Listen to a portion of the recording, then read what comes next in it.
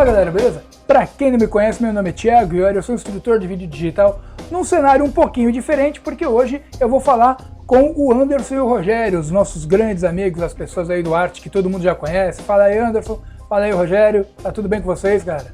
Boa noite, tudo bem? Opa. Então eu vou chamar o Anderson aqui para que ele fale um pouco aqui. Fale aí, Anderson, fala um pouco aí sobre o que você espera da gravação de hoje aí, o que você acha que vai acontecer, vai rolar. A gente vai falar coisa muito bacana, né, sobre os assuntos pertinentes aí desse filme. E só espero que ninguém me atire pedras, hein, por favor. A gente vai atirar sim. E você, Rogério, o que você espera aí da gravação de hoje? Bom, pelo menos que as pessoas que assistirem aqui, né, que tentem assistir o filme, né, para ter uma outra opinião, né, uma opinião um pouco diferente da nossa, né. Mas eu acredito que são parábolas aí na nossa vida que a gente utiliza todos os dias, né, isso acontece com a gente. Isso aí, então o que vai acontecer hoje vai ser exatamente isso. A gente vai falar de um filme, que é O Advogado do Diabo, tá escrito aqui em cima, todo mundo já viu, né? Tá escrito ali, a arte fala sobre Advogado do Diabo. E a gente então vai falar do filme, mas trazendo uma outra temática, porque assim, o review que eu acabei não gravando ainda, vou gravar esse review, eu juro pra você que eu vou gravar esse review, mas o review que eu acabei ainda não gravando, tá? Ele tá contando só a história, tá falando só o que acontece no filme e tudo mais. O que a gente vai fazer aqui é falar das coisas que acontecem no filme, no sentido de, assim, aquilo que o diretor deixou como uma forma de reflexão, certo? Bom, a gente assistiu o filme não sei quantas vezes, eu assisti mais de uma vez, assisti acho que umas 3 ou 4 vezes, o Rogério disse também que assistiu mais de uma vez, o Anderson, você assistiu quantas vezes, Anderson? Também mais de uma também, né? Assisti só uma. Assistiu só uma. Uma e meia. Uma e meia, beleza. Então, tá, 1h30 mais de uma. Vamos... E aí o que acontece? Então tem passagens no filme que a gente vai puxar para falar sobre os temas, tá? O primeiro tema que eu gostaria de puxar aqui é o tema da confiança ou da quebra dela. Não sei se todo mundo concorda comigo, eu acredito que vocês dois vão concordar comigo, que uma vez que você quebra a confiança de alguém, já era. Você não recupera essa confiança nunca mais. Né? Todo mundo fala isso. Por quê? Porque realmente você acaba mentindo, você acaba faltando com a verdade, você acaba, enfim, cometendo erros grotescos que não é para cometer e você comete. Então, eu gostaria de primeiro pegar a opinião do Anderson, tá? E se o Rogério quiser interferir, pode interferir, a respeito da confiança ou da quebra dela ou da falta de, certo? Tá meio tarde hoje, o pessoal tá meio cansado, tá? Mas vamos lá, ânimo, tá? Vamos lá, tá? Beleza. Anderson, o que você acha? O que você teria a falar? Se você quiser comentar o fato do filme para que as pessoas possam entender por que a gente tá falando de confiança, tá? Também pode comentar, fica à vontade, beleza? Não, eu não lembro bem o nome dos personagens, ok? Eu sei que o Keanu Reeves estava no filme, ok? E ele é o personagem principal. Tá, então deixa eu só colocar o nome dos personagens então, tá? É Kevin, o Keanu Reeves é o Kevin, a Charlize Theron é a Mary Ann e o Al Pacino é o John Milton, beleza? Então pronto. Fica pronto, hein? Falando sobre o tema que você levantou aí, né? Da confiança, Da confiança. Eu concordo com você. É difícil da gente ter a mesma confiança numa pessoa depois que ela é quebrada. Porque você fica com receio da pessoa fazer aquilo novamente. Você pode até perdoar, mas não vai ser do mesmo jeito a relação que você tem com a pessoa. Seja a relação amorosa, seja a relação com um amigo, seja a relação com um profissional, né? Com alguém um colega de profissão. Então, ficou bem claro no filme e depois, no decorrer do filme, como essa confiança foi abalada, como isso fez total diferença no relacionamento, não é? Do Kevin com a Mary Ann. A Mary Ann. Tá? Então, nesse ponto de vista, eu concordo muito com você. É difícil mesmo da gente ter a mesma confiança depois que pisam feio na bola com a gente. Concorda? E aí, Rogério, qual é a tua opinião sobre esse assunto? Bom, a confiança, ela, na nossa vida, ela pode fazer a nossa vida divergir, né? Então ali chega um ponto, quando ela é quebrada, a nossa vida ela toma um rumo até diferente do que ela vinha acontecendo, né? Uma das ferramentas, né, do diabo, né, dele agir dessa forma, assim como tem outras, né, que seriam os outros pecados. Então essa ferramenta, né, a ferramenta da quebra de confiança, então ela aconteceu no filme, né, assim como em nossas vidas, ela aconteceu em determinado momento que começou a divergir para um lado ruim, né? Geralmente acontece isso. Dificilmente uma quebra de confiança vai divergir para um assunto bom. E isso a gente reflete na nossa vida. A partir de um momento que nós quebramos a confiança com outra pessoa, uma outra pessoa quebrou com a gente muda o comportamento, né? Então, tudo que aquela pessoa faz, a gente já reage de outra forma. Por quê? Pensando que o mal está guiando para aquela quebra de confiança para que possa acontecer novamente. Concordo, é mais ou menos por aí. Então, quando o diabo... Porque agora eu vou contar o contexto de por que a gente puxou esse assunto confiança, beleza? No filme, tem um momento em que a Mary Ann pede para o Kevin não deixá-la sozinha numa determinada festa que acontece no filme. E na primeira oportunidade que ele tem, claro que os demônios, né, o diabo junto com seus demônios, ali, dá para perceber que tem vários demônios auxiliares ali no filme, né? O diabo junto com seus demônios, eles conseguem separar o casal e na primeira chance que ele tem, ele vai embora, ele sai fora. Né? Ele não fica junto com a esposa. Mesmo os diabos, tudo bem, os diabos deram uma separada nos caras, eles não ficam juntos, mas ele poderia voltar pro lado da esposa, porque ninguém segurou o cara. Ninguém puxou o cara assim pelo braço e falou, vem comigo, não. Ele poderia voltar, mas ele não voltou. Na primeira chance ele pulou fora. Então, ele quebrou a confiança usando outras ferramentas que são dele, né? Que é aí a vaidade, a traição, entendeu? Ele ofereceu outras coisas para quebrar a confiança.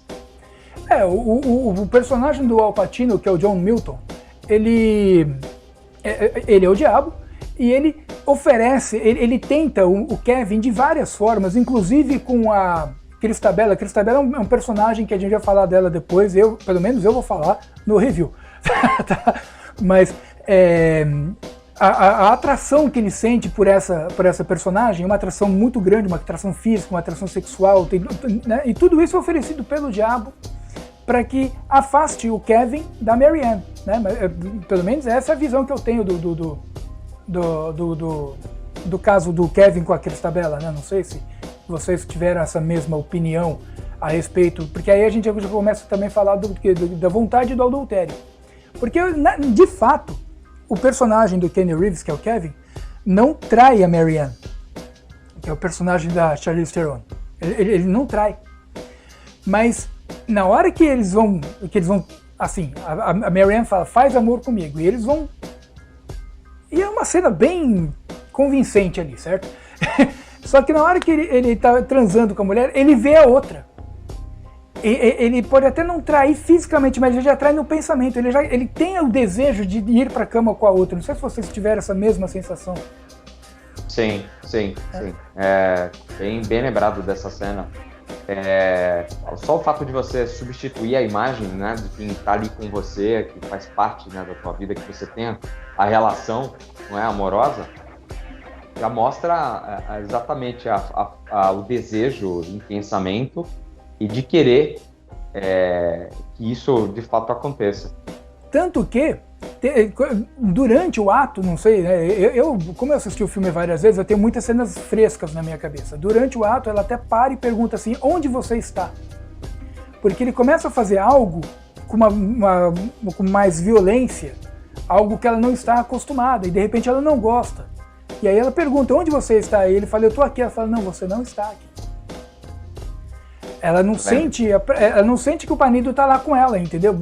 Por quê? Porque ele realmente está pensando em outra pessoa e está fazendo uma coisa que de repente a esposa dele nem gosta. Ele está fazendo aquilo que ele acha que a suposta amante dele, porque ele não chega a dormir com a Cristabella, embora vontade não falte, mas ele faz aquilo que ela acha que ela gosta, não faz aquilo que a esposa dele gosta, que a esposa dele está acostumada a fazer, né? Que ele está acostumado a fazer com a esposa, né?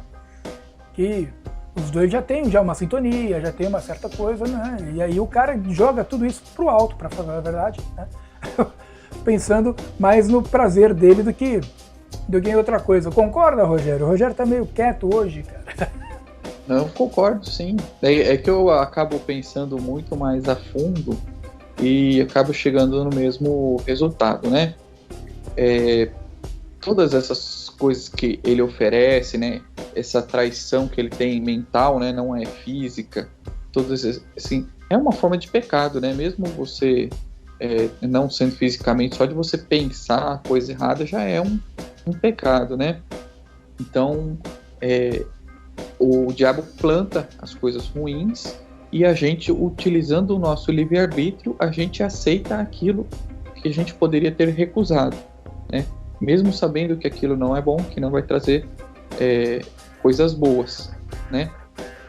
Na parte que ele é tentado, talvez a gente até mude um pouquinho esse foco, porque ele é tentado a ir para um lugar, né? Para um novo emprego, na qual ele conquistou baseado na mentira, né?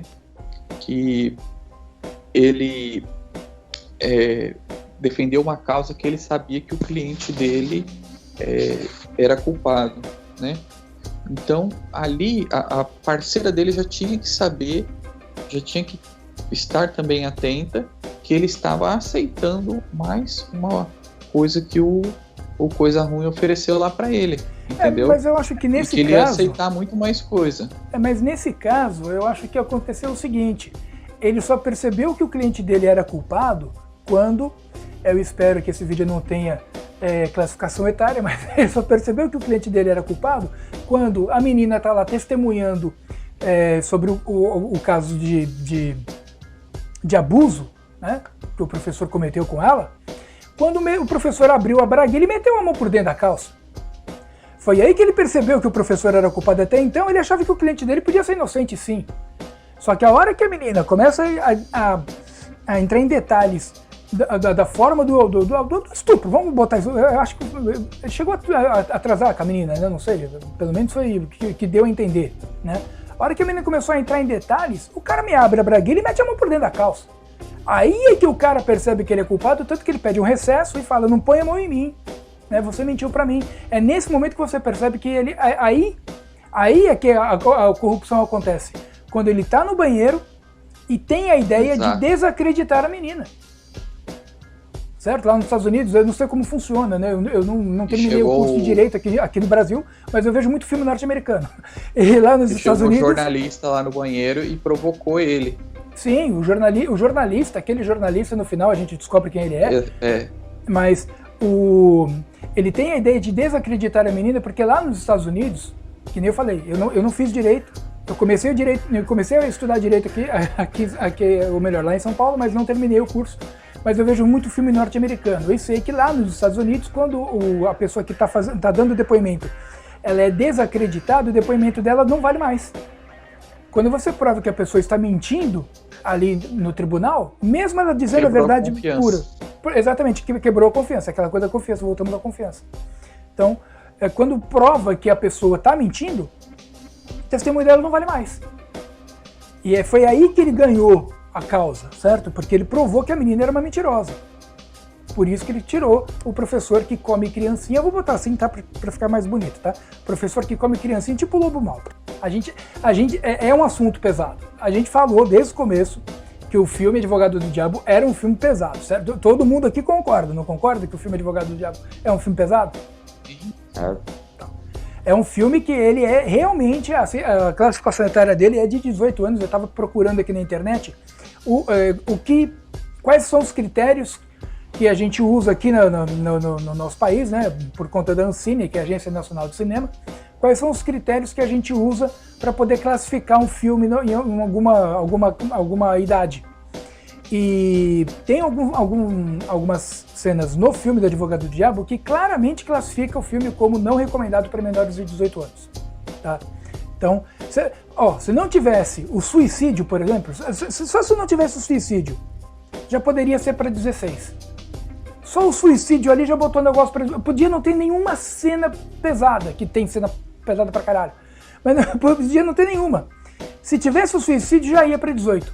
E aí, além do suicídio, tem várias outras cenas que levam para 18 anos. Então, esse filme não é recomendado para menores de 18 anos. Eu sei que o povo na internet, quando a gente fala pro cara não ver, o cara vai lá e vê. Certo? Eu tava falando com a Yasmin esses dias, eu falei, filha, não assiste não. Ela falou, pai, você sabe que só porque você tá falando isso vai me dar vontade de ver, né? Eu falei, pois é, mas não veja. Eu tô avisando, não veja. Por quê? Porque não é algo que uma pessoa com pouca idade conseguiria processar de uma forma fácil, certo? E falando em processar, e o Rogério falou aí do adultério e tudo mais, né? Que a pessoa traiu em pensamento. Também mexe um pouco também com a vaidade do cara, né? O diabo mexe com a vaidade dele, né? Ele vê que o Kevin, que é o personagem principal, ele é muito vaidoso. Por quê? Porque ele nunca perdeu um caso. Ele é o melhor advogado da região, certo? Nunca perdeu um caso, o cara é foda pra caralho. Nunca perdeu um caso e de repente ele é obrigado a sair de casos, a mulher dele fica ruim, pá. Então quer dizer, aí o cara começa a mexer com a vaidade dele. Tem até uma parte que ele fala, não me diga que você nunca pensou em abandonar esse caso. E o cara fala, se eu largar o caso e ela melhorar, eu não vou querer olhar na cara dela mais. Eu lembro dessa cena. Você lembra dessa cena? Eles estão na rua conversando, certo? Aí eu já estou falando de um outro caso, não é mais do caso do professor, é o caso do cara que comete um triplo assassinato, que também é culpado, fica claro que ele é culpado e mesmo assim ele vai lá e defende o cara e tira o cara da cadeia. Não sei se vocês lembram disso também. Sim. O que também mostra o quê? A corrupção, certo? Então você vê que de repente o personagem principal do filme, o suposto mocinho, né, que nesse filme não tem mocinho, mas o suposto mocinho, não é mocinho. Porque ele é um cara corrupto. Ele tira pessoas culpadas da cadeia. Né? Ele age de forma errada pra caralho, inclusive. Né? E aí eu queria saber também de vocês aí a respeito um pouco da coisa da ganância e da coisa da vaidade. Né? Que são duas. Na verdade, não é muito. A vaidade é aquilo que o diabo provoca, que é o pecado, mas o que o cara tem é um ego inflado pra caralho. O cara tem um puta ego, assim, ele se acha o máximo. Posso fazer uma analogia agora, Thiago? Faça. Eu assisti esse filme quando eu ainda namorava com a Renata, né? Foi em fita VHS. E ela me falou, a gente já assistiu esse filme, lembra que eu peguei quando a gente namorava, que a gente assistiu no videocassete? Aí eu lembrei do filme. Só que com aquela idade que eu tinha, né? Perto dos 20 anos, eu vi o filme mais assim pelo lado erótico, né, do que pelo lado dos pecados que eu vejo hoje, entendeu? Eu assisti o filme com dois pontos de vista diferentes, porque naquela época era um filme qualquer e tinha aquele contexto erótico, e hoje eu vejo um filme com um contexto dos pecados, né? De todas as coisas erradas que tem ali, e faço uma grande parábola de todas essas coisas que são oferecidas para nós com a nossa vida real, né? Então muita coisa a gente inconscientemente acaba aceitando, né? E acaba indo para o caminho errado das coisas. Então eu achei isso muito interessante. Porque a gente chega numa certa idade que a gente amadurece os pensamentos, né? Quando fala, a pessoa amadureceu, sim, o que amadurece são os pensamentos da pessoa, porque é que nem eu tava vendo hoje um post, né? O corpo envelhece sem a nossa permissão, mas a nossa mente só envelhece se a gente permitir. E aí a gente amadurece os pensamentos e enxerga, tem uma outra visão. Eu também assisti esse filme há muitos anos atrás, também foi em VHS. Eu estava conversando com a Renata na live e a Renata me confirmou que esse filme realmente é de 1997. Há quanto tempo tem esse filme? Eu sou péssimo de conta, mas se alguém souber fazer essa conta rapidamente, faça. Tá? Mas olha só quanto tempo tem o filme. 1997. Tem mais de 20 anos? Tem mais de 20 anos, né? Tem mais de 20 anos esse filme. Mais de 20 anos. E ele parece muito atual ainda para nós. A gente considera o tudo que acontece hoje, tanto nas nossas experiências, nossas vidas, como que a gente vê por aí acontecendo, né? Nas notícias sobre política, sobre outras coisas, né? Que a gente vê por aí. E até aproveitando para fazer o comentário, Thiago, sobre a questão da vaidade e da ganância. As nossas experiências fazem com que a gente enxergue as situações sobre uma outra ótica. E é engraçado que na época também que eu assisti o filme, Rogério, eu tava com esse foco também, era de ver o que ia aparecer de diferente, sobre o ponto de vista erótico. E depois a gente muda completamente a forma de analisar o filme. É legal isso, né? É legal. Quanto à questão da vaidade, é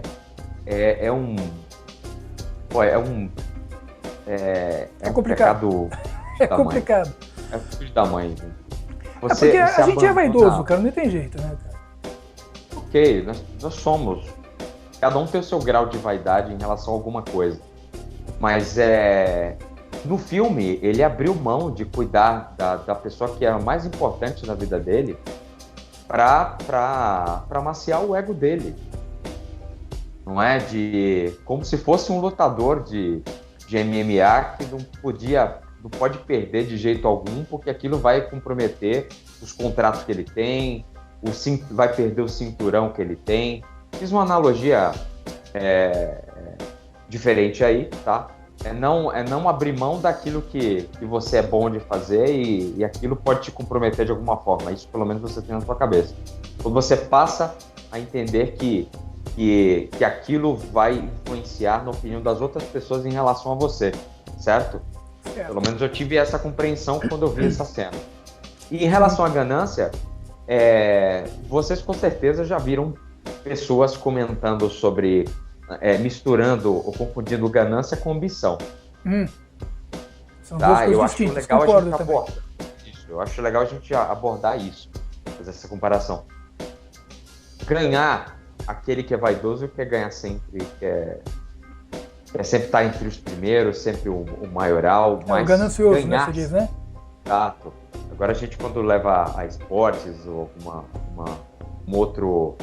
algum outro panorama, ninguém vai ganhar sempre. E aquela cena do banheiro foi bem interessante, né? Quando aquele repórter fez aquele comentário para ele. É verdade, ele fala, ninguém pode ganhar todos. Isso, mexendo com a vaidade, exatamente, mexendo com a vaidade dele. Mexendo com a vaidade dele, exatamente. Exato. Ficou bem claro isso e foi marcante do filme, porque isso fez com que ele tomasse algumas decisões que acabaram resultando nessas situações que a gente comentou agora. Sim. Aliás, para fazer a diferença da ganância e da ambição, né? É bom você ser um cara ambicioso, porque senão você não sai do lugar, certo? Você tem que ter ambições na vida, porque senão você fica parado no mesmo lugar, esperando que as coisas caiam do céu, e a única coisa que cai do céu é chuva, certo? E aí você não vai se mexer, porque você não tem ambição. Então é importante ter ambição na vida assim para você correr atrás dos seus objetivos. O que você não pode é ser ganancioso, entendeu? Querer passar por cima de outras pessoas para chegar onde você... Aquela coisa dos fins justificam os meios, isso é muito errado. Essa frase, o fim justifica os meios, é muito errado, porque aí você usa essa frase para poder agir da forma mais inescrupulosa, da forma mais canalha, da forma mais pilantra que você consegue, só para chegar nos seus objetivos. Só que aí você deixou um monte de gente magoada, um monte de gente machucada, um monte de gente fora do mercado, você acabou atrapalhando a vida de um monte de gente, só para chegar lá. Eu tinha um aluno, vou contar essa história rapidinho aqui, eu tinha um aluno que ele falava assim, Thiago, eu tenho que mirar no ouro. E aí não importa o que eu faça para chegar no ouro, mas eu tenho que chegar no ouro. Eu era muito contra o que ele falava.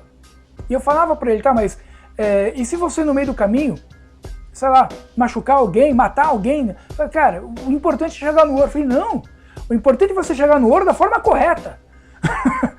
Não é eu chegar no ouro por chegar, você tem que chegar no ouro da forma que você não vai deixar um monte de gente, assim, um monte de inimigo para trás. É isso que acontece, né? Se você faz isso, né? Você deixa um monte de inimigo para trás, não pode acontecer isso. Então, É importante sim que você seja ambicioso, você mire no ouro, mas não faça de tudo para chegar no ouro. Certo? Acho que é isso que é importante. O que vocês têm a dizer a respeito do fim justificam os meios aí? Porque... Os fins justificam os meios. Eu sou a favor de que essa máxima, né, faça sentido desde que você não comprometa e não traga nenhum mal para as pessoas que você acaba encontrando no caminho. Né? Bom, é isso que eu tenho para falar sobre os fins justificados. Rogério, vai lá. Bom, vamos fazer uma analogia com um desenho. Vamos lá. Alguém aqui assistiu Carros? Sim. Sim. No final da corrida, quando o Relâmpago McQueen vê aquele carro antigo lá que já estava indo para se aposentar. Que chamava de rei, chamava o carro de rei. E ele vai empurrar ele até a linha de chegada, e aquele outro que passa na frente de todo mundo, ele é trapaceiro, né? Ele não pode ver uma oportunidade. Então, assim, a vitória sem honra não é nada, entendeu? A vitória só foi para ele, jogaram o troféu na cara dele e não adiantou nada. É a mesma coisa na vida, se a gente luta, se a gente tem posses em cima do sangue e do suor de outras pessoas, não vale nada, porque você colecionou um monte de inimigos, você pode ter o colchão cheio de dinheiro, mas quando você passar mal, você não vai ter um amigo para te levar para o hospital. Entendeu? Exato. Então, assim, a gente sendo guiado pela ganância, né? Quebrando a confiança das pessoas, cumprindo tudo que o coisa ruim quer, a gente fica sozinho. E ele te oferece realmente. Você pode ver que o que impulsionou ele foi ganhar dinheiro, né? O dinheiro, o sexo, são as ferramentas do coisa ruim. É verdade. Você falou aí da Vitória Sem Honra, eu lembrei de um caso que eu assisto muitos vídeos esporádicos assim, e vídeos de filósofos na internet. Eu não sei, eu nem sou tão fã de filosofia assim, mas eu assisto assim, eu gosto muito do Mário Sérgio Cortella, né? O Mário Sérgio Cortella, ele contou num café filosófico a história de agora não me lembro a nacionalidade do cara. Eu sei que estava tendo uma corrida, o cara estava em segundo lugar. E o primeiro lugar estava um queniano, que achando que já tinha ganhado a corrida, diminuiu o passo, né? E ia ser ultrapassado pelo segundo colocado. Só que a linha de chegada estava bem ali, à frente dele. O segundo colocado chegou e falou, eu tô aqui. Aí o cara apertou o passo e ganhou a corrida. E aí vieram perguntar pro cara, por que você fez aquilo? Ele falou, fez o quê? Não, por que você deixou o cara ganhar? Eu falei, não deixei ele ganhar, ele ia ganhar. Ele só se distraiu, mas ele já ia ganhar, ele estava bem na minha frente. Eu alcancei o cara porque ele diminuiu o passo, mas ele ia ganhar, se eu não tivesse diminuído o passo. O cara falou, tá, mas por que você fez isso? Fez o quê? O cara não entendia a pergunta, porque para ele era inconcebível ele ultrapassar o cara por uma distração do cara. Ele ia ganhar a corrida sem honra, porque o cara meio que diminuiu o passo, sabe, achando né, já o vencedor, e o cara ia ultrapassar o cara, quer dizer, ele ia se aproveitar de uma situação para vencer a corrida, e para ele isso era inconcebível. Eu não posso me aproveitar de uma situação para ganhar, eu tenho que ganhar ali, sabe, com o cara se esforçando. Isso é uma vitória honrada, isso é uma vitória decente. Agora, me aproveitar dessa situação, que honra eu vou ter? E por isso que ele chegou e empurrou o cara. Ele deu uma porradinha no cara, falou, cheguei, cara. Se você não prestar atenção, eu vou te ultrapassar. Aí o keniano pegou firme e acabou ganhando a corrida, que ele já ia ganhar, né? Já era esperado isso. Então, quando perguntaram para ele por que ele deixou, eu falei, eu não deixei nada, o cara já ia ganhar de todo jeito. Eu não fiz nada de errado, não fiz nada de diferente. E é engraçado porque assim, ele falou assim, se eu ganhasse dessa forma, como é que eu ia chegar em casa e falar para minha mãe que eu ganhei? Como é que eu ia falar para minha mãe que o último reduto do homem sempre é a mãe, né? Falou da mãe do cara, o cara se ofende de um grau, né? O último reduto do cara sempre é a mãe, certo? E aí o que ele falou? Como é que eu ia falar para minha mãe que eu ganhei sem a honra da vitória? Como é que eu ia explicar isso para ela? Então, isso para ele foi, eu acho que foi o mais impactante na resposta dele, foi isso, né? Que ele precisava ganhar com uma certa honra para poder falar para a mãe, mãe, venci. E aí, se ele tivesse aproveitado da situação, ele não teria ganhado com honra, e como é que ele ia explicar isso para a mãe dele, né?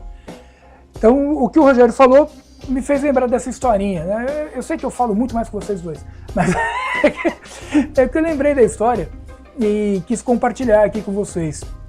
Gente, vamos falar do suicídio. O que você acha o que leva a pessoa... No filme, a Mary Ann, ela perde a sanidade. Os demônios, eles agem para que ela perca a sanidade, para que o Kevin fique livre para poder cumprir os planos do diabo, que o diabo tem planos para ele. E aí a Mary Ann acaba enfiando um espelho na garganta e cortando, e é uma puta cena bem feita pra caralho. Sabe? Você vê certinho o corte pesada, ali, cara.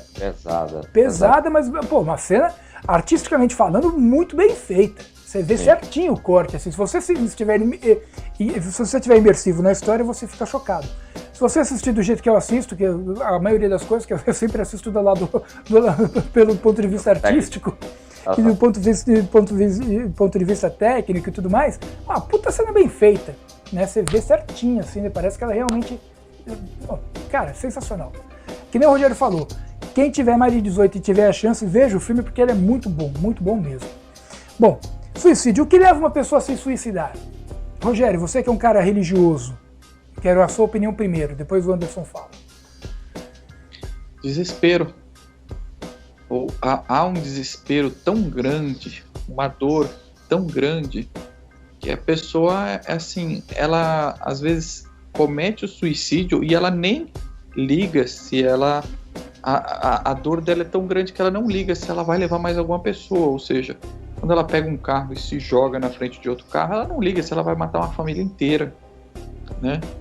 Então, ela já rompeu a barreira da sanidade e só vive em dor. Então, ela não consegue mais enxergar uma luz no fim do túnel, né? Então, para solucionar essa dor, só consegue enxergar essa solução, né? Que é dar essa solução, e que na verdade eu, como acredito que a gente vive para a eternidade, né? E a gente não vai para o lugar que a gente tanto almeja, né? Que seria o descanso eterno, o paraíso, alguma coisa assim? Sim, ao lado do Pai, ao lado direito do Pai. Então a gente acaba não tendo, eu não tinha até algum tempo atrás esse tipo de visão, né? Eu estava cegado. Quem que me cegou todo esse tempo, né? Por que eu enxergo as coisas de uma outra forma hoje? Por que eu lido com problemas que eram tão pesados para mim há um tempo atrás, e agora mais recente eu já vejo com mais leveza, né? Quando a gente enxerga a profundidade desse tipo de pecado, né? De oferendas do mal, né? Que ele tá o tempo todo, existe uma batalha entre o bem e o mal que a gente não enxerga, que eles querem dominar a gente. Só que a gente acha que a gente tá do lado do bem, e a gente não tá do lado do bem, a gente tá do lado do mal e não percebe, né? Você conhece uma pessoa que fala assim, não, eu sou do mal, eu sirvo ao diabo? É muito pouca gente que fala esse tipo de idiotice. E o cara que a maioria fala... Aí o cara que fala da boca pra fora, ele não sabe nem o que ele tá falando. Não sabe. Ele tá falando de alegre. Então, quando você enxerga que você está na contramão e não sabia, que nem eu na minha conversão, primeira coisa é o arrependimento. Porque existiam coisas boas que eram oferecidas e eu ignorava. E as coisas ruins da vida, né, a gente acaba aceitando. O livre-arbítrio a gente estava usando para as coisas ruins e nem sequer percebia. Então, quando a gente fala, nossa, liguei o farol do carro, estou na contramão. Cara, olha o que poderia ter acontecido. Então, quando a gente chega num momento da vida que a gente acha que a gente não consegue mais viver, né? Que a vida não tem sentido, que tudo é a coisa ruim, é o auge do mal. O mal predominou, né? Ele venceu. E a gente não pode deixar ele vencer assim, entendeu? Ele quer isso, ele quer matar, roubar, distorcer. E quais são as ferramentas? Tá tudo no filme lá. Há 20 anos atrás eu assisti o filme e não enxerguei o que o mal oferecia, entendeu? E fiquei aceitando boa parte das coisas. Mas é que nem você falou, né, Rogério? O filme tem mais de 20 anos. Né? A gente chegou a essa conclusão aqui, o filme tem mais de 20 anos. Então é difícil você chegar numa situação em que um filme com mais de 20 anos, que nem você falou, que oferece uma certa sensualidade no filme, oferece uma certa coisa, né? Uma coisa que a gente não tinha acesso tão fácil a isso naquela época. Aí a gente vai ver um filme que oferece tudo isso, pô, a gente fica prestando atenção em outras coisas, a gente não vai prestar atenção naquelas coisas que nem eu falei, né? Que são para aquilo que a gente deve prestar atenção e refletir em cima, né? Que foi justamente essas questões que a gente trouxe hoje. Para mim eram dois filmes distintos, que eu não fiz a ligação dos dois. Eu assisti um lá no passado e assisti outro agora.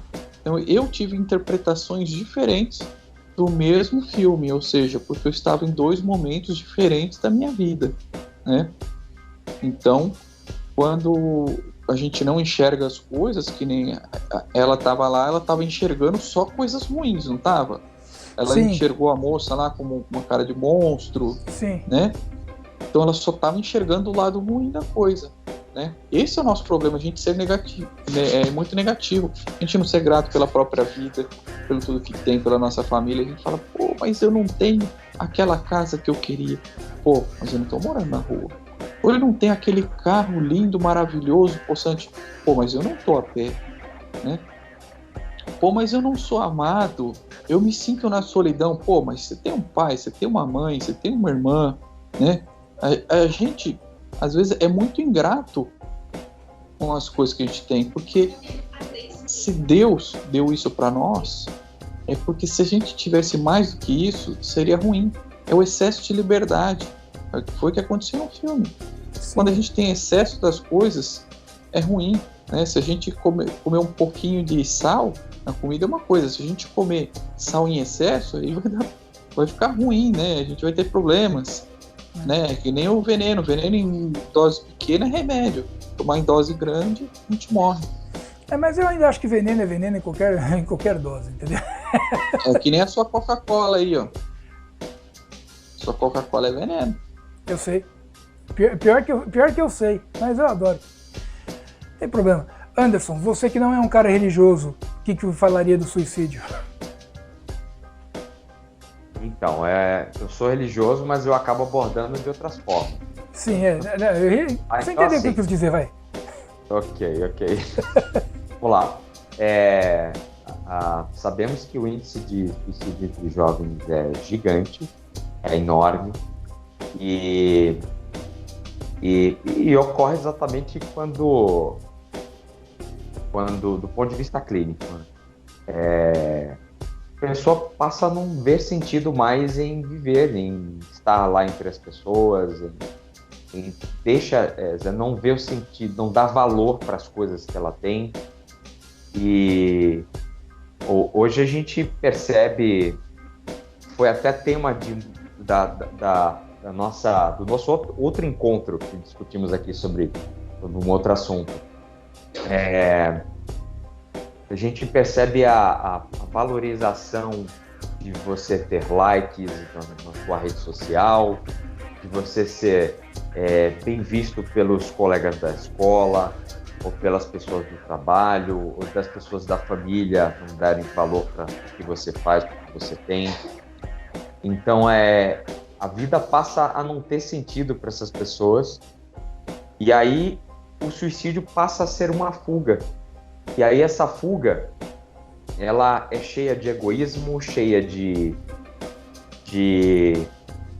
falta da pessoa de buscar ajuda, tá? E há uma dificuldade enorme de nós, quando estamos perto de pessoas que têm um comportamento diferente, que pode levar a isso, da gente também não perceber o que está acontecendo e de não estender a mão para poder ajudar de alguma forma. Eu vou até fazer uma propaganda aqui. Meu pai, ele tá trabalhando no CVV. Vocês já ouviram falar? Sim. Não, o CVV, ele existe para isso, não é? Para poder orientar, para escutar pelo menos essas pessoas e darem a entender a elas de que elas podem buscar uma outra saída para encontrar a solução daquilo que elas estão buscando. E é um grande mal, né, dos dias de hoje, se a gente for comparar com os outros problemas mentais e de comportamento que a gente vê por aí. Pode acrescentar aí na conversa, Thiago. Tá, então é o seguinte, você viu que eu tô aqui doido para falar, né? Ok, vi. É o seguinte, o espiritismo, eu não sou um cara religioso, mas eu segui o espiritismo por muito tempo, né? Ainda sigo, né, de vez em quando. E o espiritismo, ele diz que o suicídio, ele tá atrelado à loucura, que é o que a gente vê no filme, né? A menina perde a sanidade e acaba se matando. O suicídio está atrelado à loucura. Primeiro a pessoa enlouquece, que é o que a gente diz, que a pessoa chega no desespero, não vê mais não sei o quê. Então isso aí já é um estado de loucura, é um estágio pequeno, mas é um estágio de loucura. E aí a loucura leva o cara a enxergar uma realidade que não condiz com aquela que realmente existe. Ele enxerga como se enxergasse uma realidade paralela, onde ninguém o ama, ninguém o quer, sabe? A vida não faz sentido. Que é o que vocês dois disseram aí, certo? Então, aliás, eu gostaria até de incluir uma outra informação aí que você acabou de falar. A questão da loucura, né? Nós observamos pessoas mudando de comportamento, vendo que elas estão com algum problema, e aí o que a gente costuma fazer? A gente chama ela de louca, às costas, isso, e se afasta. Se afasta. Quando, na verdade, essas pessoas precisam mais ainda, não é, de atenção, de carinho, tá? De ajuda. Quando você chama a pessoa de louca, você está sendo mais prejudicial do que até a própria loucura da pessoa. Tá, a gente está julgando, Thiago, a gente julga. Sim, a gente julga o tempo todo. Ponto. É complicado. Então aí, como uma coisa está ligada à outra, é difícil a gente desvincular. O espiritismo, ele defende a existência de outros corpos. Eu sei que aí é uma questão de crença, eu sei que o Rogério não acredita muito nisso, mas vamos lá. Ele defende a existência de outros 7 corpos astrais e vários outros subcorpos. O negócio chega aí ao infinito.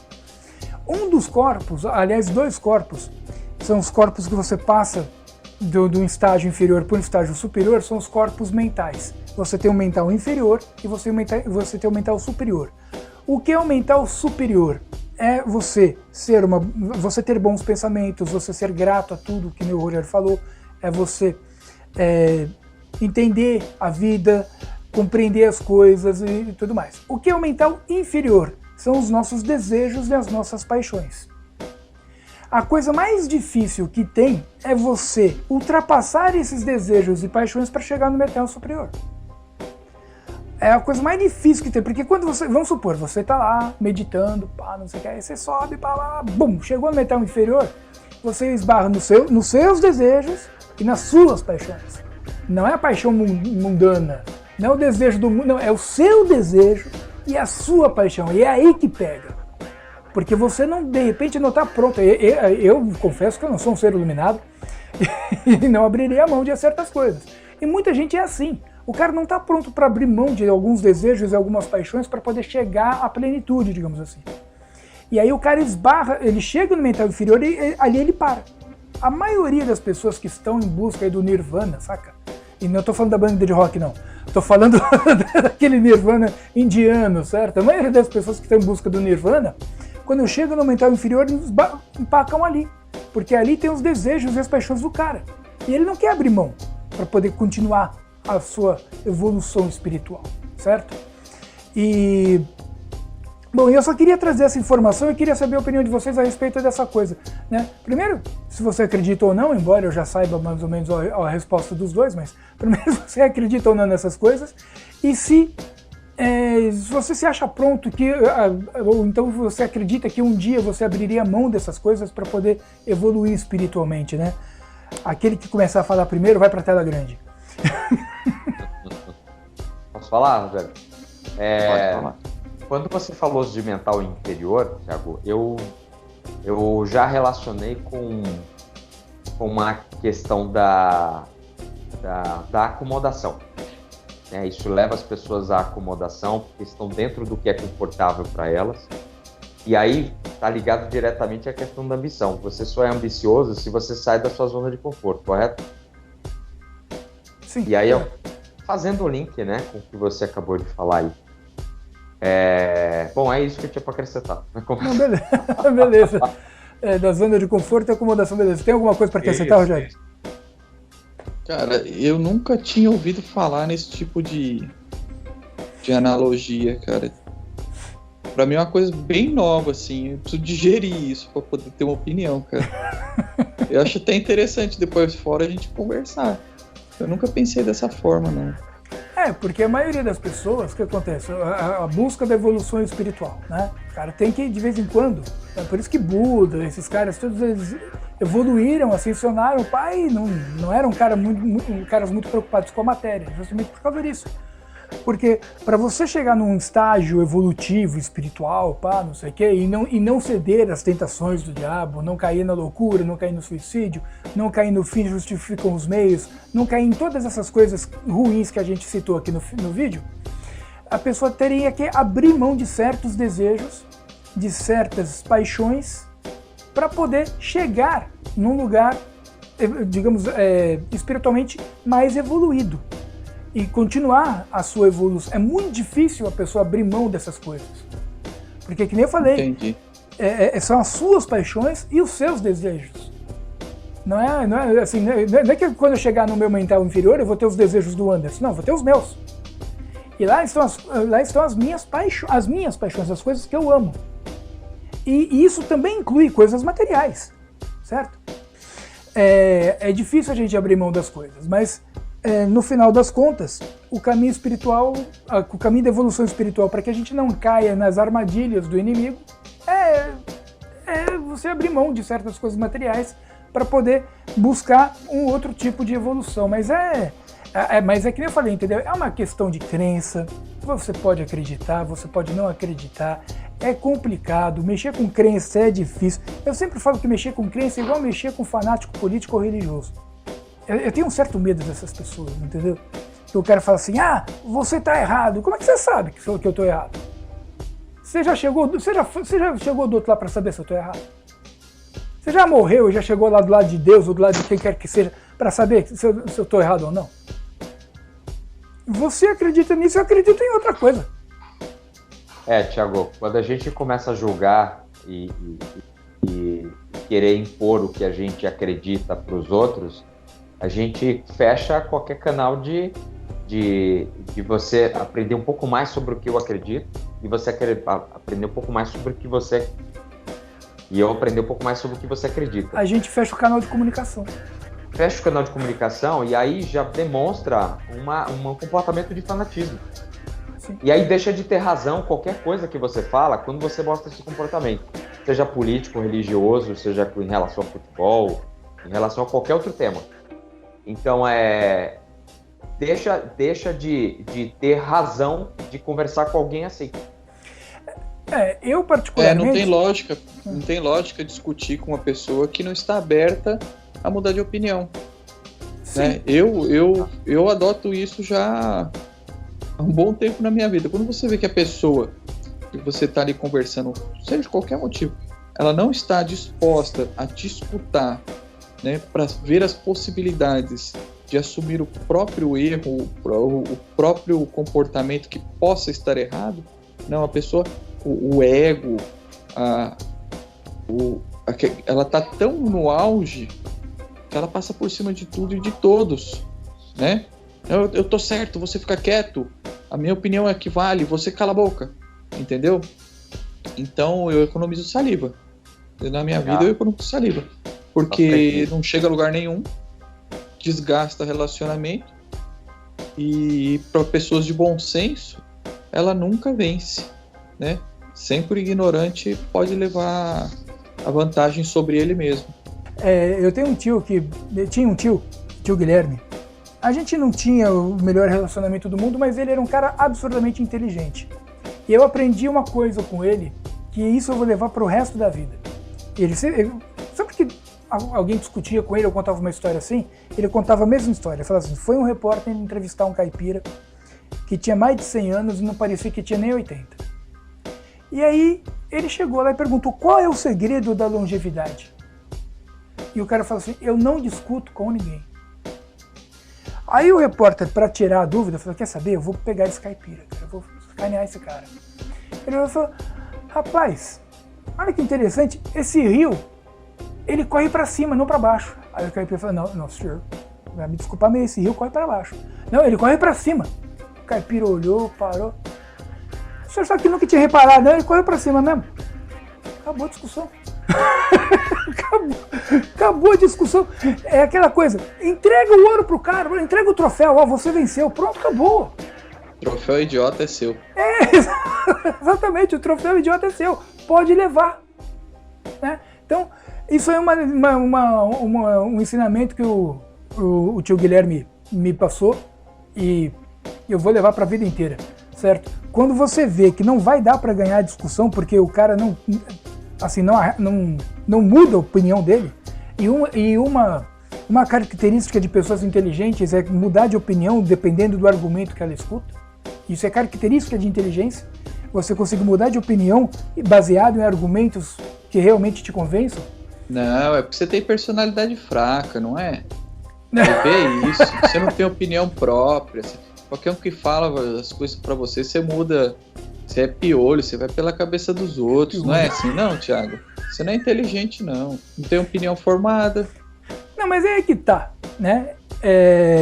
A maioria das pessoas que realmente não vai mudar de opinião, que vai te fazer entregar o troféu idiota pra ela, pensa assim, entendeu?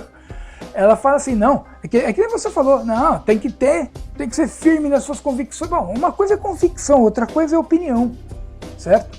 Eu tenho valores que eu não vou mudar.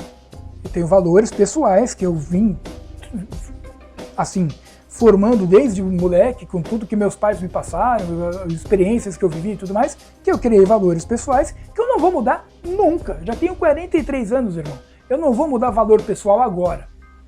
Agora, eu posso mudar minha forma de pensar, minha forma de agir, a minha opinião sobre as coisas, isso eu posso mudar. Boa, eu tava bebendo aqui, você tá comendo aí, né? Tá vendo, André? É isso que a gente vai fazer. Ficou com fome? Come alguma coisa. Fazer daqui a pouco. Eu tô morrendo de fome. Então, e é isso que você... Isso é uma característica de pessoas inteligentes. Dependendo do argumento que você escutar, você pode mudar de opinião, você pode mudar a sua forma de pensar e de agir, mas você não vai mudar os seus valores. Seus valores são os seus valores, certo? Valores pessoais que você vem construindo a vida inteira, certo? Eu acho que também a gente tem que também saber definir também o que são valores e o que é opinião, certo? Que muita gente confunde também.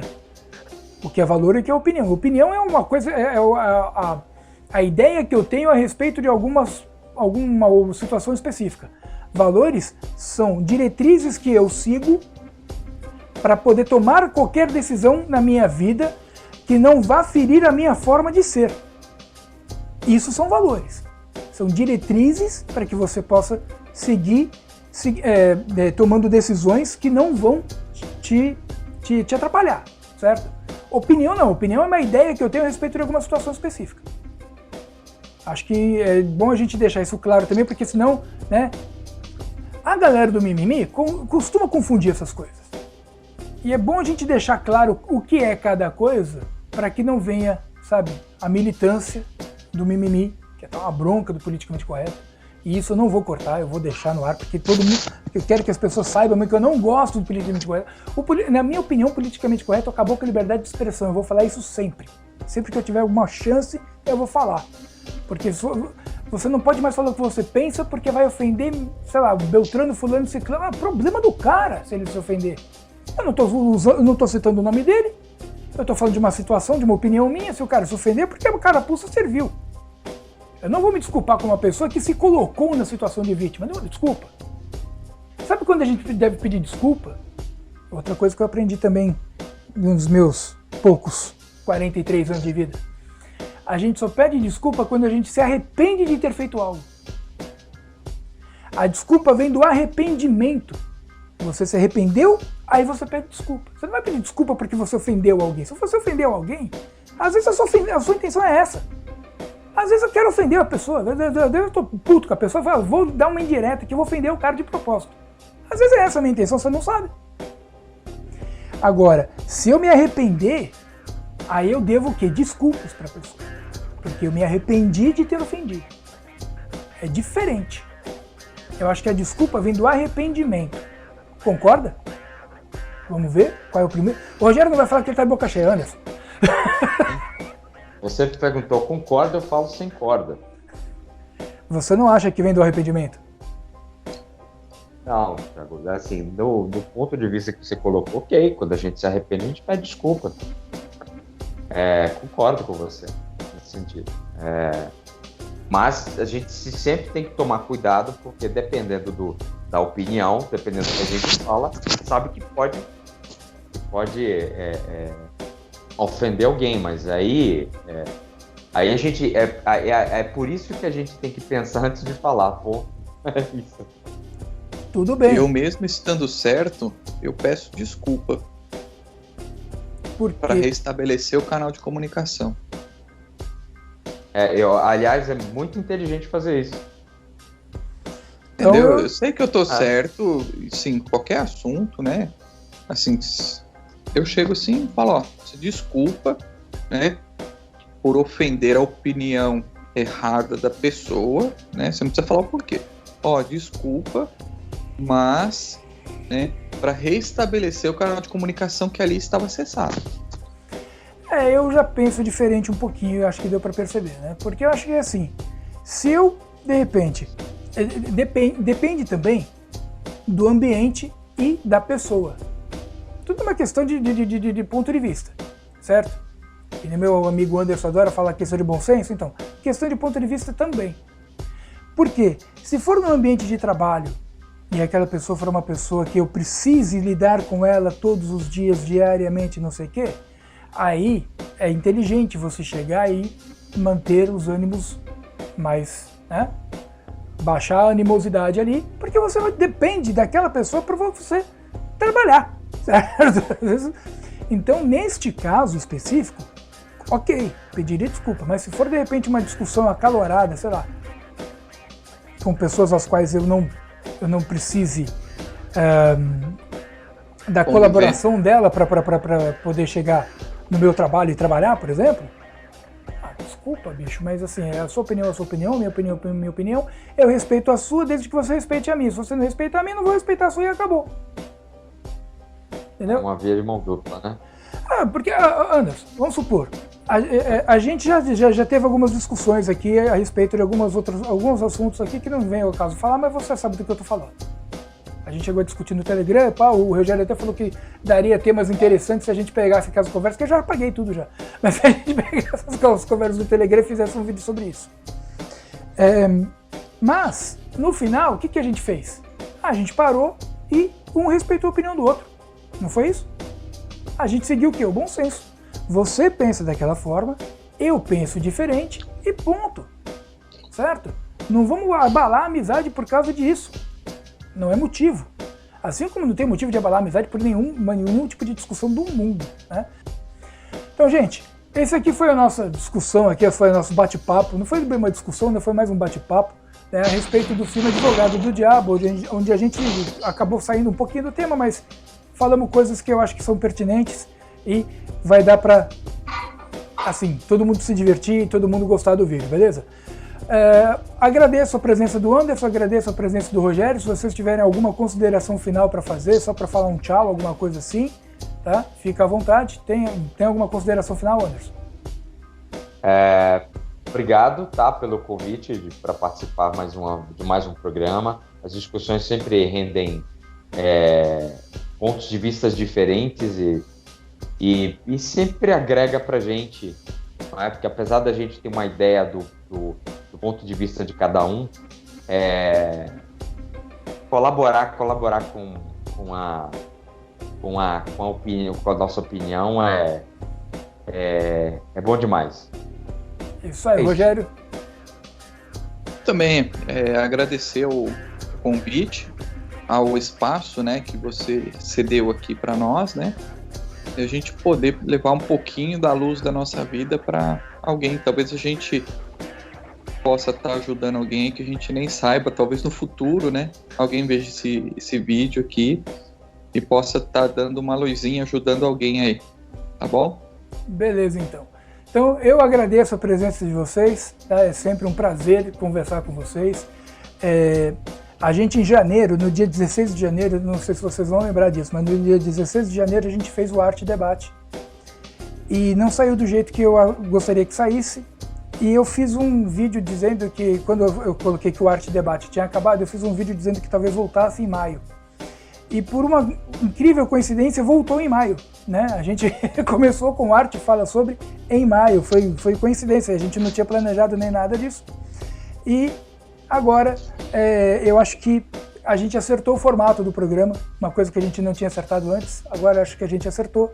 E, por mim, a gente continua vindo aqui todo mês falar sobre algum assunto que a gente acha relevante, tá? Mas muito obrigado pela presença de vocês. Só quis lembrar sobre o dia 16 de janeiro, porque foi esse ano que a gente começou essa ideia e conseguimos botar a coisa em prática.